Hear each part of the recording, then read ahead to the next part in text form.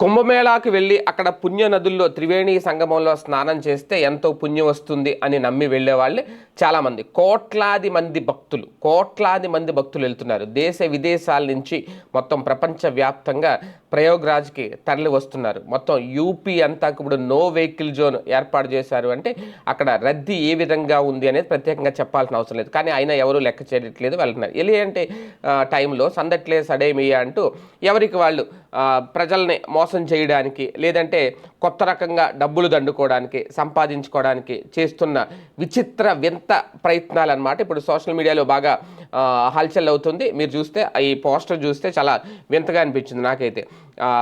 చాలామంది వెళ్ళలేని వాళ్ళు భయపడతారు కదా, అంత దూరం వెళ్ళలేము, అమ్మో ఆ తొక్కిసలాట్లో ఇబ్బంది, ఇవన్నీ అంత జనం కోట్లాది మంది వస్తున్నారంట భక్తులు ఎలాగా. కానీ పుణ్యస్నానం ఆచరించాలి అనే వాళ్ళకి ఇలాంటి వాళ్ళు ఫోన్ నెంబర్ కూడా పెట్టేశారు డైరెక్ట్గా. వాళ్ళకంట ఒక 500 వేసి మన ఫోటో పంపిస్తే ఆ ఫోటో వాళ్ళు తీసుకెళ్ళి ఆ త్రివేణి సంగమంలో 3 సార్లు ముంచి తీస్తారట.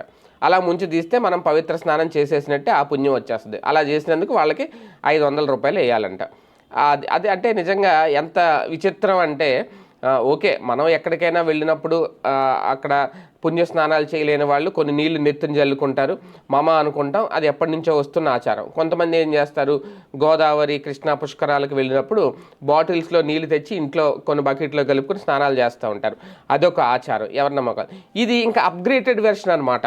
ఇంకా టెక్నాలజీ కొంతమంది ఏముంటుంది, ఇంకా వాట్సాప్లో మనం ఆ నెంబర్కి ఫోటో పంపించేస్తే ఆ ఫోన్ తీసుకెళ్ళి అందులో ముంచుతాడు, లేదంటే ప్రింట్ తీసి అందులో ముంచుతాడు. అది స్నానమే. అలా ఎలా అవుతుంది? అలా స్నానం అయిపోయినట్టు ఎలా అయిపోతుంది? ఇంకా నిజంగా అది చాలా విచిత్రం. ఓకే, ఇది కూడా నమ్మి వాళ్ళు ఉంటారా అంటే ఇంకా వాళ్ళంత అమాయకులు ఇంకెవరో ఉండరు అనుకోవచ్చు. కానీ అలాంటి వాళ్ళు ఉంటారనేనేమో ఇలాంటి మోసాలు అయితే మొదలైపోయినాయి. కాస్తంత అప్రమత్తంగా ఉంటే బెటర్.